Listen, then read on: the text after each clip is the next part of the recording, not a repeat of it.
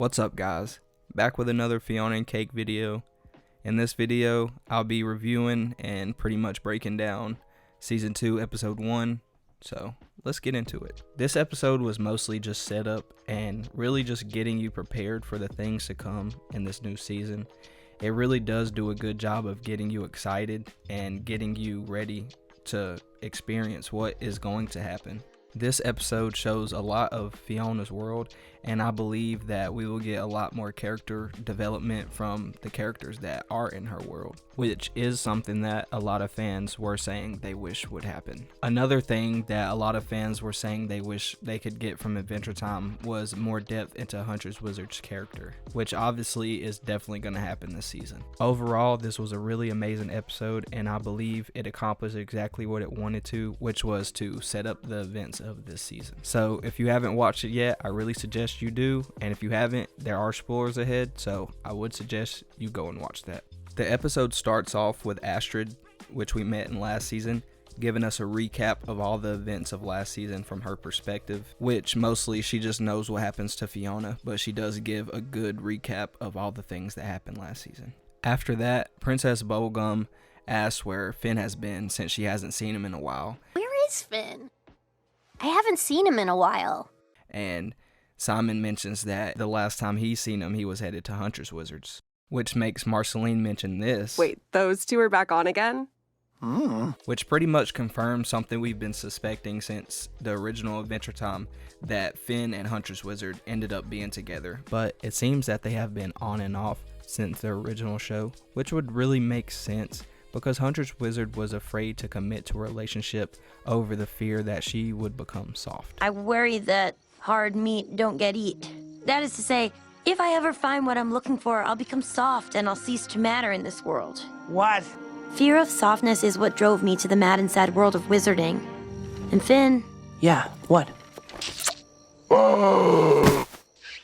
My flute spell was for you too. But we do see him call her babe later in the episode when he thinks he's speaking to her, which we'll get to. Then we are greeted by Fionna waking up in her room, which she refuses to clean.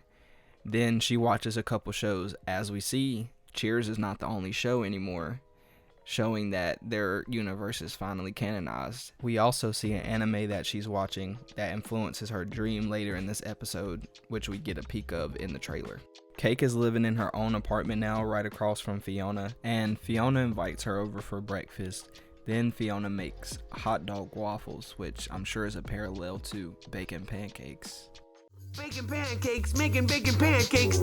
Take some bacon and I'll put it in a pancake. Bacon pancakes, that's what it's gonna make. Bacon pancakes. After that, the intro rolls, and boy, let me tell you, this is an improvement on Season 1's intro. The animation is just beautiful, and they do a great job of teasing what's to come in this new season. The music is really good, and they mostly just show us the importance that Huntress Wizard and Fionna are going to have in this season and allude to the connection that they are going to build together. This episode is called The Hare and the Sprout, which is a parallel to the hare and the tortoise, and it's really just showing us that Fionna is the sprout, which is growing in her new world, and Huntress Wizard is the hare because she's moving frantically and she's worried about Finn trying to figure out what's wrong with him and trying to save him. We see Fionna running errands for Gary since he is about to do the grand opening of his shop called the Sweet Spot, which parallels Finn and Princess Bubblegum's relationship as he's done plenty of favors for her in the past. As she's completing this list, a lot of the places she goes for some of the supplies she has worked at previously, and a lot of them are apologizing to her for firing her since she did save them. And, apologies for firing you last year. But she acknowledges that she wasn't the best employee. It's cool. I sucked. While going in between stores, Cake is stopped by a little girl who asks her to transform into a couple of different things, and she starts to get a little frantic, starts to laugh, and then starts to cry, which may hint at the fact that now that there's magic in their world, there may be some madness and sadness. As we know, in Adventure Time, magic does not come without madness or sadness. A way to unclose the circuit of magic, madness, and sadness. That's right. MMS runs through all magic users. I hung out with scores of them, all displaying varying degrees of magic, madness, and sadness. Studying these...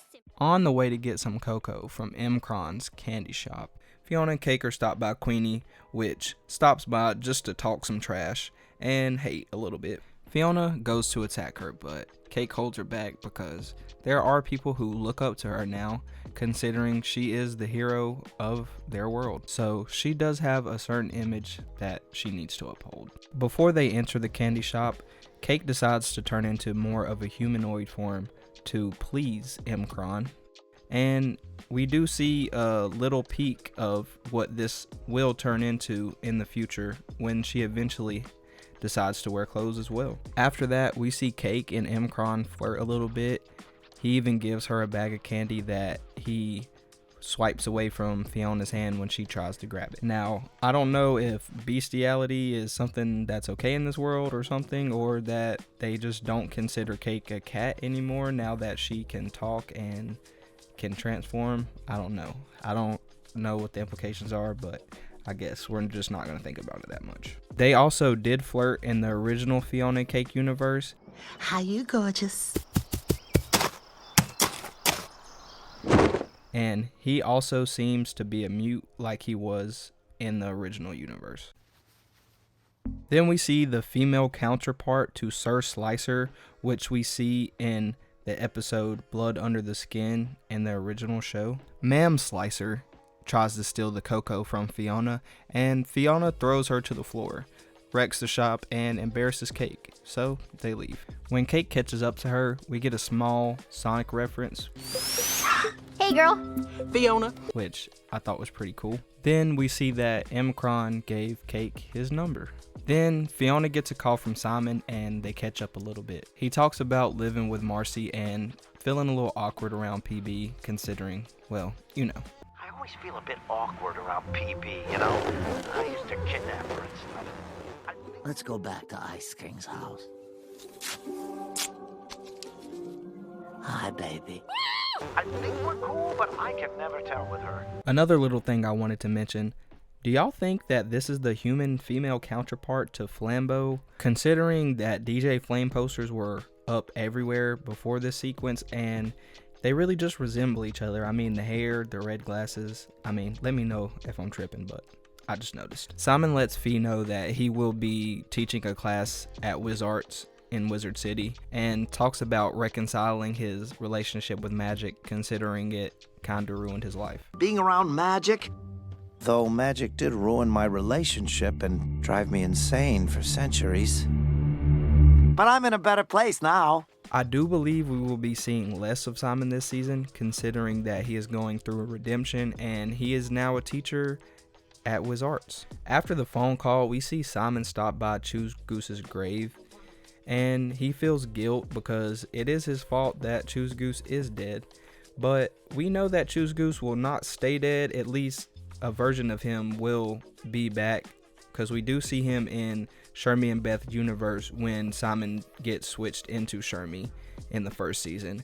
But he is called the Pond Swan, so maybe somebody brought him back and reanimated him somehow. We see Vampire King, or what Vampire King is now, just a lion, stealing the orange from Choose Goose's grave that Simon left and taking it to Finn, which Hunter's Wizard hunts him down and eventually finds Finn where he is sick and injured. We see that Finn has trained a couple animals to feed him and tend to him while he has been injured. He also hallucinates and sees them all as Hunter's Wizard, and when Lion King gives him the orange, he calls her babe. Thanks, babe. So maybe right now they aren't as off as we think. Maybe they are kind of on. Then Fionna brings all of Gary's items and we finally get to see his spot that is going to become the sweet spot, which is really just a parallel of the Candy Kingdom, which will be his own Candy Kingdom. We see everybody hanging out at the sweet spot and enjoying each other's company. Hunter stops by and gives Fionna a rose bush. She gets pricked by it, and when he tends to it and takes the thorn out, her scratch looks exactly like Finn's, showing the parallels between the two, especially in their relationships. Then Gary thanks everybody and especially Fionna, calling her his hero, which directly parallels to Finn and Peewee's relationship. And it's thanks to all of you. And especially my best friend, my hero, Fionna. You're a hero, Finn. You're my hero.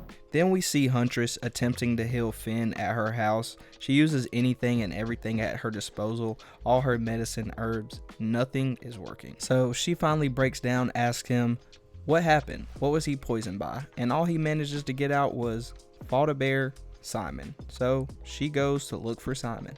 Then we see the dream sequence that was teased in the trailer, and I believe this dream represents Fionna's fears that her helping people is going to hurt them in the long run. We see a lot of her friends, and we see Martin, which died after trying to protect her. So I really think this is going to be one of the themes that she is going to have to explore and get over, the fact that she has hurt people just trying to help, but not on purpose. So I believe that she will find a way to believe that she is a good hero. Right before the end of her dream, we see something that resembles Choose Goose when he got fried, and I'm assuming Fionna may have a little bit of guilt over his death, considering that he was used to bring them to U. Queenie wakes up Fionna and Cake from their shared dream, and it is revealed that she actually owns the property that Gary is using for the sweet spot, which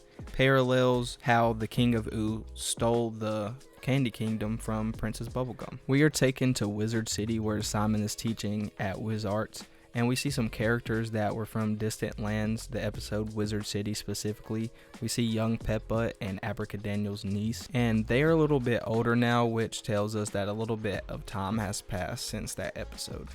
Huntress Wizard breaks in on Simon while he's teaching his class, and she demands that he explains what happens to Finn. So he does. He tells her about the shape-shifting bear, and he tells her about the heart of the forest and how Finn sustained an injury from it. She tells him to forget everything he heard about that place and then flies off. Then Queenie gloats about taking the sweet spot, and Fionna vows that she will find a way to fix it.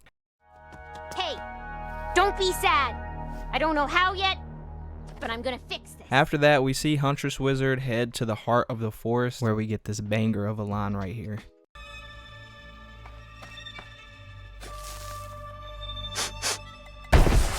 Bear stink. And she starts to head to the bush that Finn was injured by. I guess she was going to extract some of it to maybe learn about it or maybe make an antidote. And then we see the bear sneak up behind her. And that's where the episode ended. We end on a cliffhanger, and in the next episode, I'm sure we'll be starting with a fight between Huntress Wizard and the bear, which we do get a sneak peek of in the trailer. So with all that being said, this was really an amazing episode. I cannot wait for the next one, and I am really hyped for the rest of this season. I really appreciate any and everyone who stopped and watched this video. Thank you all. I will see you in the next one. Peace.